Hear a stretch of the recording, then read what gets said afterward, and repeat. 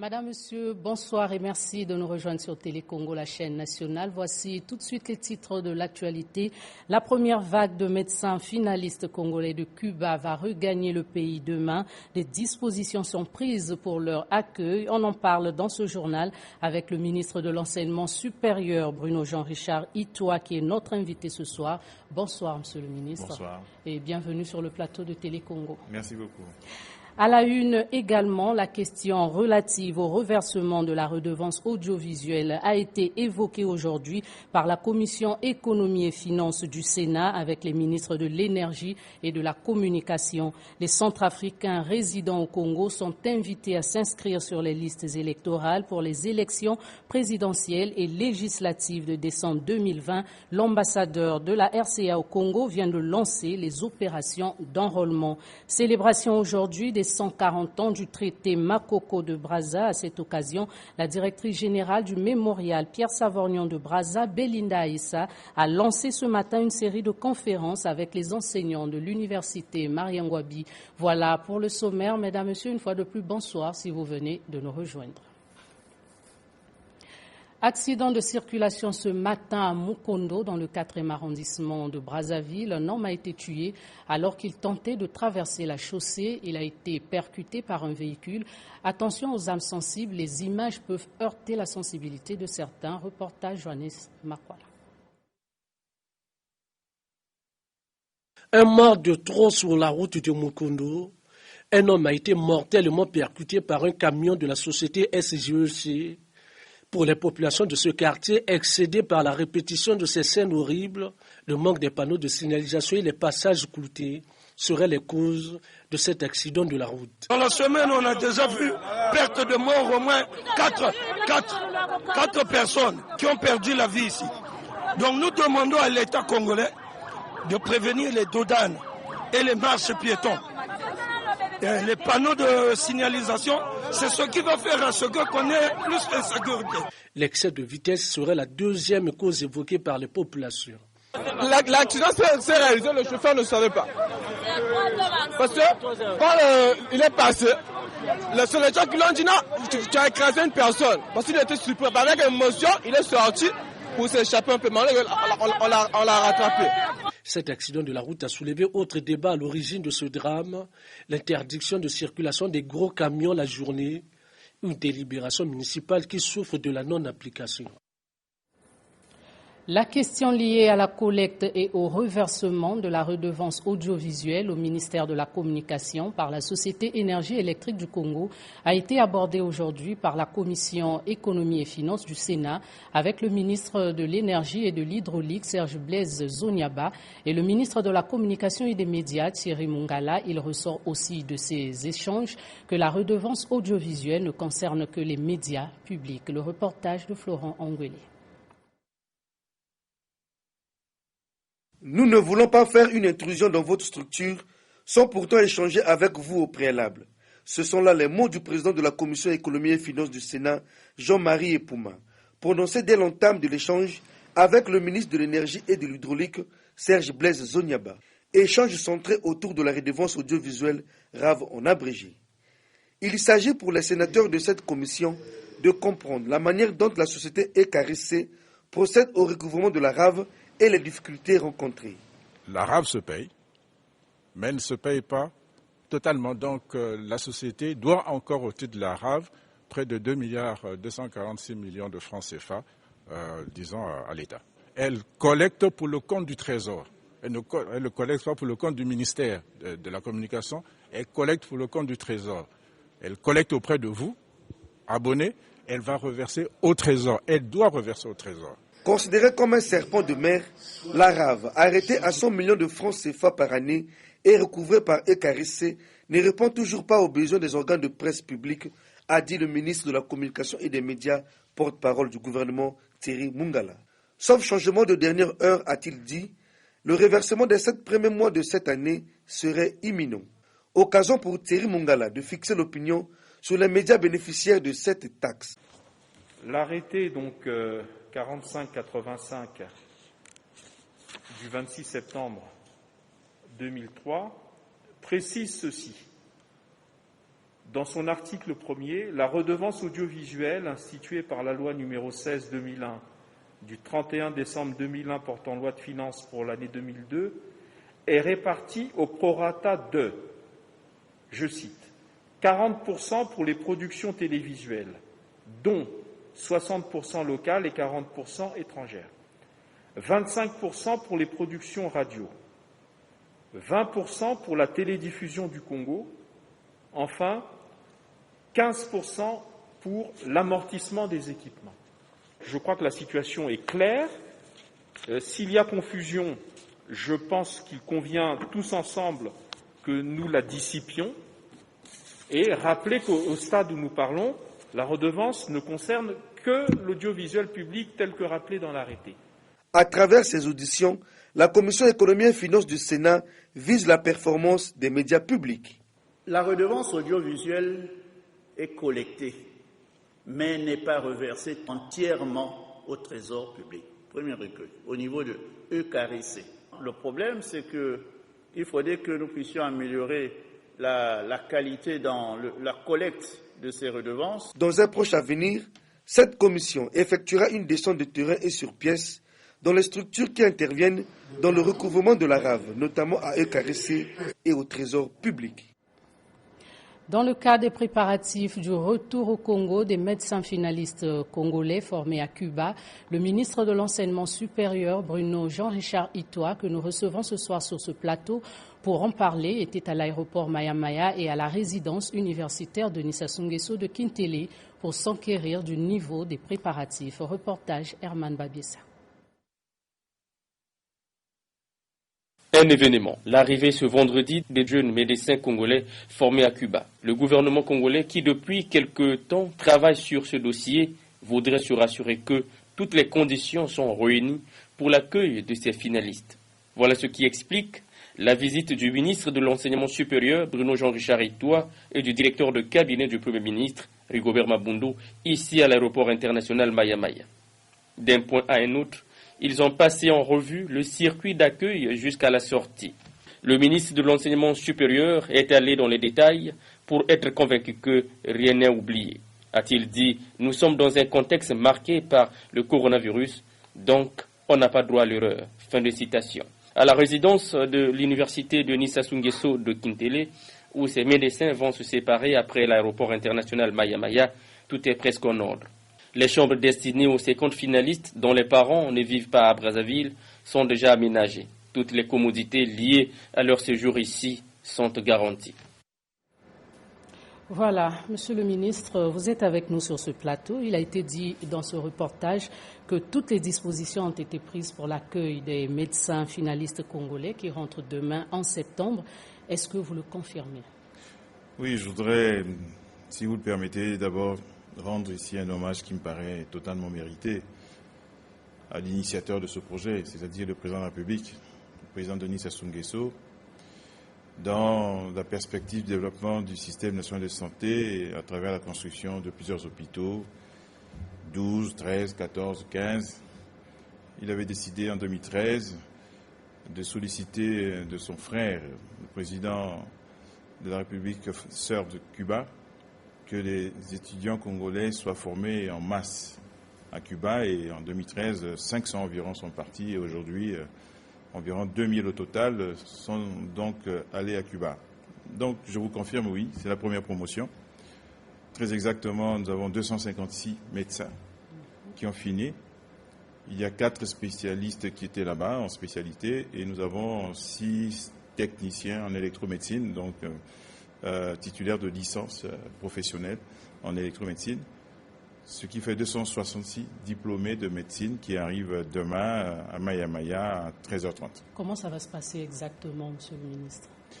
Alors, nous avons une grosse équipe qui y travaille depuis 2 mois, un comité d'organisation du retour des finalistes qui comprend l'ensemble des ministères concernés, et en premier, bien sûr, le ministère de la Santé, futur bénéficiaire de ces compétences, et tous les autres, le transport, l'intérieur, la défense. Et plusieurs scénarios ont été envisagés, des simulations ont été faites, la dernière c'était ce matin, et donc nous avions surtout à cœur de veiller à ce que la sécurité sanitaire soit garantie. Ils seront testés, ils ont été testés, à Cuba hier. Ils ont eu les résultats aujourd'hui. Alors nous parlons, ils se préparent à prendre l'avion. À l'arrivée, ils seront reçus d'abord par les services de la santé pour être équipés de masques, lavage des mains, prise de température. Et ensuite seulement, ils seront conduits par groupe de 20 de façon à respecter les règles sanitaires dictées par le gouvernement ainsi que la distanciation, à faire les formalités, à récupérer leurs bagages, et ils seront ensuite conduits vers les bus, et à travers ces bus, ils iront à Kintélé. Au passage, je tiens à vous signaler que M. le Premier ministre, chef du gouvernement, sera là lui-même, et donc il leur adressera un mot. Tout est fait de telle façon que, encore une fois, toutes les règles sanitaires, de sécurité sanitaire soient respectées. Ils iront à Kintélé pour une quarantaine. Alors, ils iront à Kintélé, non, pas pour une quarantaine. Ils iront à Kintélé d'abord pour qu'on les reçoive. Nous, les ministres, après le Premier ministre, il est prévu là-bas un petit pot. Ils iront à Kintélé parce que c'est là-bas que les parents vont les rencontrer. Toujours pour des raisons de sécurité sanitaire. À Maya, il n'y aura qu'une petite délégation, d'une quinzaine de parents, ainsi que l'APEC, représenté par son président. Donc là-bas, c'est les retrouvailles, c'est l'accueil chaleureux. Et ne resteront à Kintélé que ceux qui n'ont pas de parents à Brazzaville, et ils sont connus, c'est une cinquantaine environ. Tous les autres, après cela, rentreront à la maison avec leur famille. Monsieur le ministre, cette première vague qui arrive, ont-ils tous obtenu leur diplôme? Tout à fait. Ceux qui avaient des problèmes, ceux qui se sont mal comportés, ceux qui avaient des difficultés pédagogiques et académiques, eh bien, vous les avez vus, ils sont rentrés il n'y a pas si longtemps ici au Congo. Et donc, ceux qui rentrent sont tous diplômés, soit médecins, soit spécialistes, soit techniciens, comme je l'ai dit, ils sont tous diplômés. Et ce qui est intéressant, c'est que nous avons, au niveau du gouvernement, pris l'engagement depuis l'adoption de la loi des finances qui seront intégrés, tous. C'est donc là, une bonne nouvelle. Alors, Monsieur le ministre, avez-vous autre chose à ajouter? Alors, je voudrais ajouter deux petites choses. La première, c'est, je viens de le dire, ils seront tous intégrés, tous ces médecins et tous ces techniciens qui viennent de Cuba, mais seront aussi en principe intégrés tous les autres médecins formés à la faculté des sciences de la santé qui ne le sont pas encore, tous les autres médecins congolais formés dans les autres pays, en Russie, en Chine, au Maroc, en Algérie. Et peut-être même qu'on pourrait recruter des diplômés des écoles paramédicales. Parce qu'il s'agit de redonner vie au système national de santé. Je voudrais ajouter que pendant 3 semaines, le ministère de la Santé va organiser des séances d'information. Le système de santé congolais, ils ne le connaissent pas. Ils vont rencontrer leurs camarades, leurs anciens. Ensuite, pendant 2 semaines, ils vont se reposer en famille. Et après, ils ont un stage de 6 mois dans 4 localités, Pointe-Noire, Brazzaville, Dolisie et Oyo. Et c'est après ces 6 mois qu'ils seront donc affectés et disponibles. Donc tout est parfaitement organisé, presque au millimètre près. Et la dernière chose que je voudrais dire, c'est encore une fois, je crois qu'il faut reconnaître l'engagement, l'effort du président, du gouvernement. Parfois, on a le sentiment que beaucoup en doutent. 260 médecins qui y rentrent, c'est la première fois que cela arrive dans notre pays. Si ce n'est pas la preuve que ce gouvernement se bat pour que ce pays se développe, qu'est-ce qu'il faudrait? Merci bien, Monsieur le ministre, pour toutes ces explications. Je rappelle que nous avons reçu le ministre de l'Enseignement supérieur, Bruno Jean-Richard Ito, avec qui nous avons parlé du retour des médecins congolais formés à Cuba, ces médecins congolais qui rentrent donc demain. Dans la suite de l'actualité, le chargé d'affaires à l'ambassade d'Allemagne au Congo a remis un don d'équipements de protection individuelle et des médicaments pour le CHU de Brazzaville. Ce don a été réceptionné par la ministre en charge de la Santé, Jacqueline Lydia Mikolo. Ces produits de santé sont un don de la ville de Dresde en Allemagne. Le reportage de Sylvie Karine Gauthémy. Le jumelage entre la ville de Dresde en République fédérale d'Allemagne et celle de Brazzaville en République du Congo depuis 45 ans ne cesse de produire de bons fruits. On témoigne ce don de matériel de protection individuelle et des médicaments contre le coronavirus remis au CHU de Brazzaville. Donc qui permettra à cet établissement hospitalier de mener à bien la lutte contre la Covid-19, a dit le directeur général du CHU de Brazzaville, Sylvain Villard, qui a exprimé toute sa gratitude pour ce geste. Le chargé d'affaires à l'ambassade d'Allemagne au Congo définit les relations entre les deux villes. Ce jumelage a beaucoup de développements historiques dans nos deux pays respectifs. Et maintenant, c'est ensemble qu'on témoigne la césure historique que cette pandémie de Covid-19 signifiait. Nous combattrons le Covid-19 ensemble et gagner ensemble. L'élan de solidarité manifesté par la ville de Dresde prouve à suffisance que le Congo n'est pas seul dans la bataille contre cet ennemi invisible, a indiqué le maire de la ville de Brazzaville, Dieudonné Batimba, qui a rassuré que la ville capitale du Congo fera de son mieux pour que ce jumelage soit toujours actif. Réceptionnant ce don, la ministre de la Santé, de la Population, de la Promotion de la Femme et de l'Intégration de la Femme au Développement salue cette initiative. Nous voulons saluer la République fédérale d'Allemagne pour ce geste et je me déplacerai à chaque fois que ce sera nécessaire pour ce genre de geste parce qu'il n'y a pas de grands ou de petits gestes, il n'y a que des amis qui nous accompagnent. Nous voulons saluer ce jumelage de la ville de Dresde et de Brazzaville qui a permis que nous puissions obtenir ce matériel. C'est le plaidoyer du conseil départemental et municipal de la ville de Brazzaville. Jacqueline Lydia Mikolo a fait savoir que ce matériel sera utilisé à bon escient. Les experts du guichet unique des opérations transfrontalières et les représentants du ministère des Transports se sont retrouvés par visioconférence afin de procéder à la validation du 4e rapport de l'étude sur le diagnostic et le repositionnement du GUIOT. Le reportage de Marie-Paul Nganga. Les experts du guichet unique des opérations transfrontalières, GUIOT, les représentants du ministère en charge du transport, ceux du commerce intérieur et du port autonome de Pointe-Noire, étaient en réunion le 4 septembre dernier. Il était question au cours de ces échanges tenus par visioconférence de procéder à la validation du 4e rapport de l'étude sur le diagnostic et le repositionnement du GUIOT. Le dit rapport précisait entre autres que le GUIOT passe nécessairement par le renforcement de ses capacités techniques et matérielles d'une part et la mise en application intégrale des lois fixant son rôle et ses missions dans le cadre des opérations transfrontalières d'autre part. Il recommandait également la mise en œuvre d'un programme d'investissement devant combler les besoins en matériel, en équipement, en système informatique, en formation et moyens logistiques. Face aux missions du GUIOT qui exigent son repositionnement au cœur des activités du commerce extérieur congolais comme seule et unique plateforme d'échange électronique d'informations et eu égard de son contenu, ce 4e rapport a été validé. Après validation, l'étude du cabinet BIMI Solutions, consultant retenu par la Banque mondiale, a confirmé que le GUIOT est une entité primordiale au cœur de la stratégie des échanges commerciaux en République du Congo. La réalisation du diagnostic des besoins du GUIOT dans la perspective de son repositionnement dans les opérations du commerce extérieur visait à faire l'autopsie de l'entreprise et de proposer des réponses appropriées aux maux qui sont identifiés. En culture, c'était le 10 septembre 1880 que le roi Makoko, Ilo Ier, signa avec Pierre Savorgnan de Brazza le traité qui ouvrit la trajectoire d'une histoire bien féconde entre le Congo et la France. Dans le cadre de la célébration des 140 ans de ce traité, le mémorial Pierre Savorgnan de Brazza a lancé une série de conférences en partenariat avec les enseignants de l'université Mariengouabi. C'est la directrice générale de ce mémorial, Belinda Issa, qui a lancé ces conférences. Reportage Ordel Biako.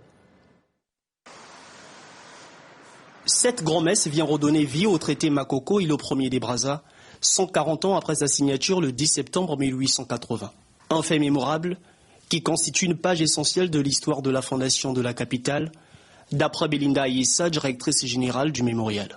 La conférence de ce matin, la première d'une longue série qui s'étale sur plusieurs semaines, est le temps que nous voudrions donner à la commémoration d'un acte chargé d'histoire.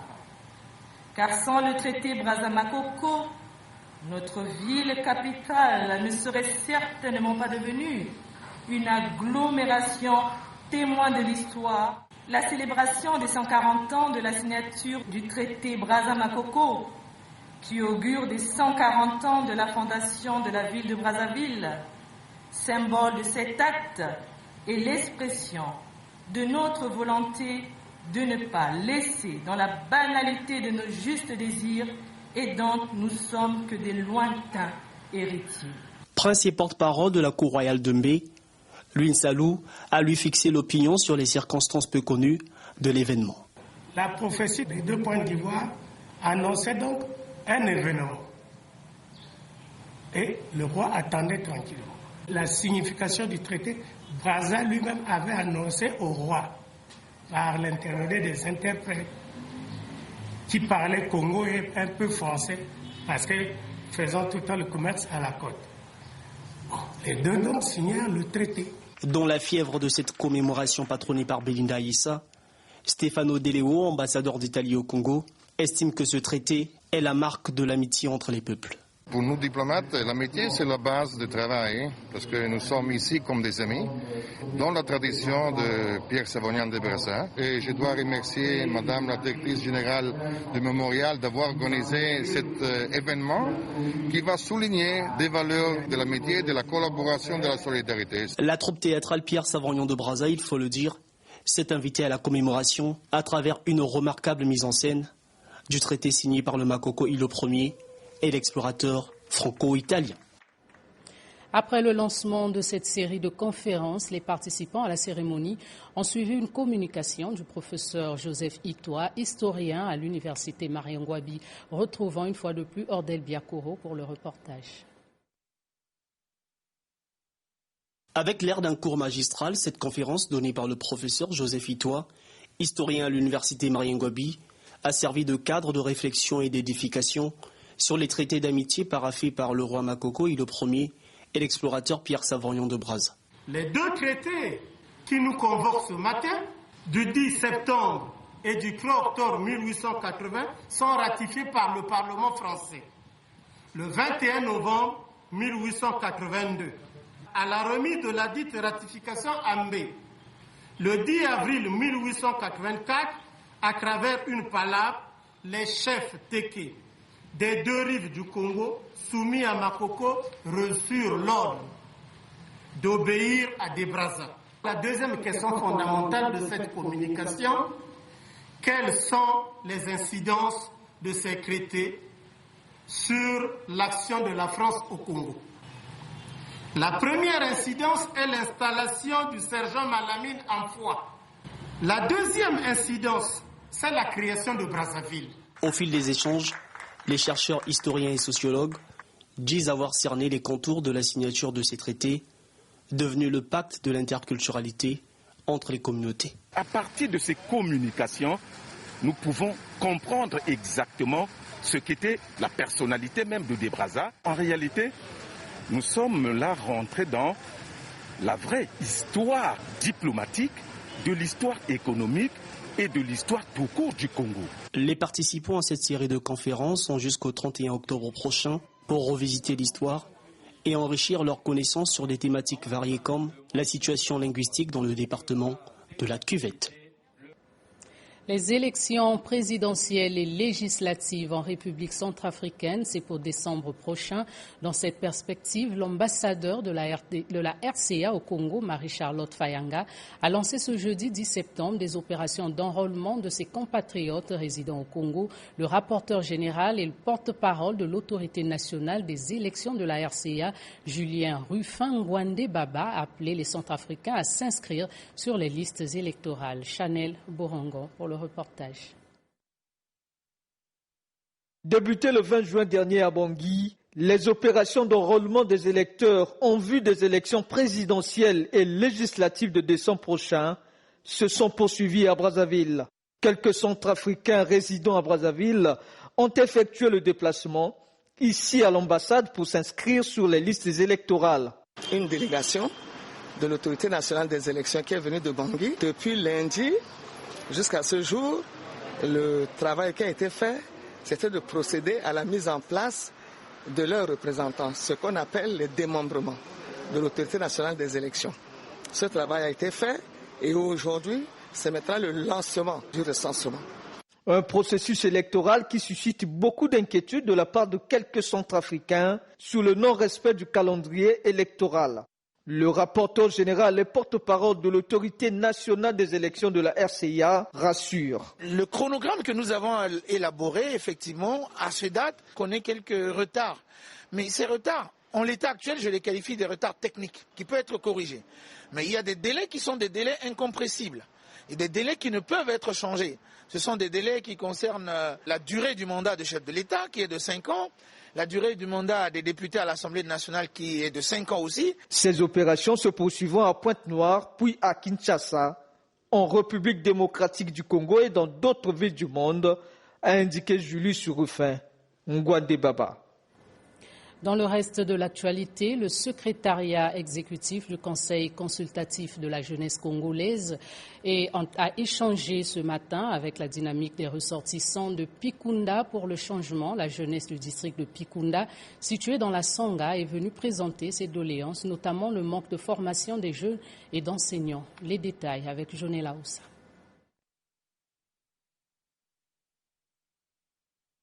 La jeunesse de la dynamique des ressortissants de Pikunda au secrétariat exécutif du Conseil consultatif de la jeunesse. Cette jeunesse est venue présenter à Juste Bernardin Gavé les doléances de la jeunesse du district de Pikunda. Doléances axées autour du manque d'enseignants, manque de formation, bref, la liste n'est pas exhaustive. L'échange a été fructueux, a été vraiment appréciable. Alors le souhait, ce serait que toutes les doléances que nous avons eu à présenter auprès de ce Conseil consultatif de la jeunesse soient arrivées sur la table du président de la République. Répondant à ces hôtes, Juste Bernardin Gavé les a rassurés que la République ne les a pas oubliés. Le gouvernement, à son niveau, dans le cadre de son plan national de développement, a des projets en ce qui concerne la construction des routes, des hôpitaux et de tout ce qu'il y a comme infrastructure. Et nous, ce que nous pouvons faire, c'est simplement transmettre vos doléances, question de leur rappeler l'urgence qu'il y a aujourd'hui d'emmener un certain nombre d'infrastructures dans le district de Pikunda. Donc, nous prenons acte et nous allons transmettre vos différentes doléances au gouvernement. Les portes du Conseil consultatif de la jeunesse restent ouvertes pour échanger avec toutes les couches de la jeunesse, a laissé entendre Juste Bernardin Gavé. La préfète du département des Plateaux, Alphonsine Akobe Opangana, a échangé avec les sages et notables ainsi que les représentants de la société civile de ce département sur les problèmes qui minent le district d'Ongoni, notamment l'insécurité et le manque de personnel enseignant et médical qualifié. Reportage Saint-Yann et Linga Oyumba. Le manque de personnel médical et enseignants qualifiés, le phénomène des bébés noirs, autant de problèmes qui minent le district d'Ongoni ont fait savoir les sages et notables ainsi que les représentants de la société civile au cours de leur échange avec le préfet des Plateaux. Face à ces différentes situations, Mme Alphonsine Akobe Opangana a trouvé des mots justes pour rassurer que conscientiser ses interlocuteurs. D'aucuns pensent que si les bébés noirs ont la force d'agir, c'est parce que la force publique est incapable. Ils ont assassiné à Brazzaville, ils ont violé, ils ont tué. Quand ils arrivent chez vous, vous êtes conscient qu'ils ont fait mal à Brazzaville, vous les cachez dans les maisons. Collaborez avec la force publique.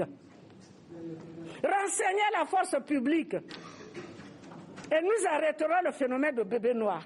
S'agissant du coronavirus, une pandémie qui sème la désolation à travers le monde, il est impérieux de respecter les mesures barrières dans ce département qui n'a aucun cas enregistré de la Covid-19, a dit en substance le préfet des Plateaux.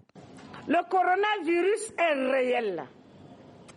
On était 2 départements qui n'ont pas été atteints, la Likwala et les plateaux. Mais aujourd'hui, la Likwala est atteinte. Il reste que le département des plateaux qui n'est pas encore atteint. Mais continuez à nous protéger pour qu'on garde ça, pour qu'on soit au moins les seuls, qu'on dise que les plateaux, bravo.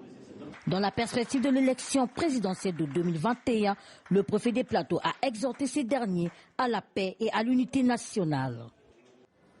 Et pendant ce temps, à Zanaga, dans le département de la Lékoumou, la préfète du dit département a procédé aujourd'hui à l'intronisation du sous-préfet et de l'administrateur maire. Le commentaire d'Irénée Miyuna.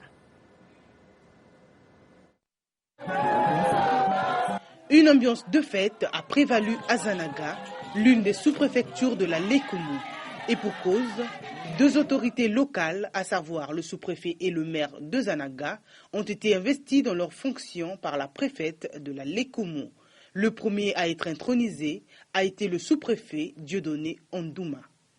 En vertu des pouvoirs qui me sont délégués par le ministre de l'Intérieur et de la décentralisation, je vous déclare officiellement investi et installé dans les fonctions de sous-préfet du district de Zanaga. S'en est suivi l'intronisation de l'administrateur maire de la communauté urbaine de Zanaga, Elisabeth Gebila, précédée par la signature des actes de leur prise de fonction. La préfète du département de la Lékoumou les a invités au travail conformément aux lois et règlements de la République. La Congolaise, l'hymne du Congo, a été chanté au terme de cette cérémonie. Dans le département de la Sanga, la cour d'appel de Ouesso vient de clore sa session criminelle. Après 1 mois de travaux, une quarantaine d'affaires ont été examinées. Diverses peines ont été infligées aux coupables, tandis que les innocents ont été relaxés. Kochengulu nous en parle.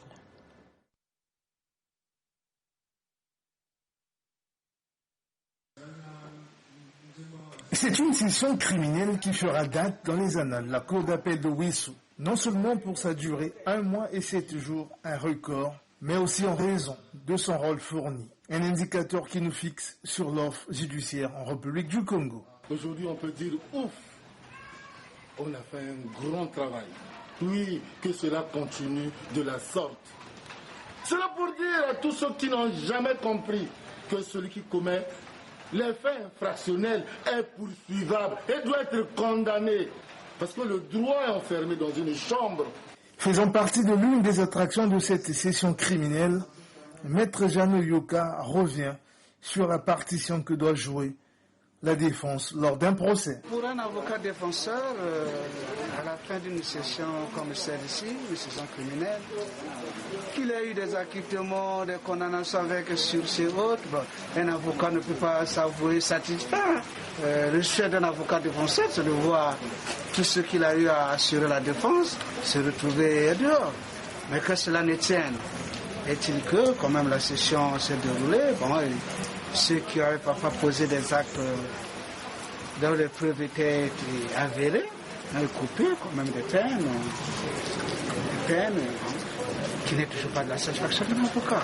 Malgré ce goût d'inachevé laissé, la justice congolaise a fait un bond en avant, se basant sur l'article 207 du Code de procédure pénale. Depuis son arrivée à la tête du département, le ministre de la Justice est en train de faire de son mieux pour que les sessions criminelles se tiennent, malgré la dureté des temps. Rendez-vous pris donc en 2021 avec la tenue dans les 5 cours d'appel du Congo des prochaines sessions criminelles. Voilà, c'est par cet élément que nous mettons un terme à ce journal. Merci à vous de l'avoir suivi. Merci également à toute l'équipe technique, au chef d'édition Gracia Kitou et Marie-Jeanne Ngolo, à Duclerc Pondengue Amen Ayessa. Ce journal a été supervisé par Serge Bruno Mienaata. Demain 20h, vous serez en compagnie de Barol Agnolo. Au revoir et à bientôt.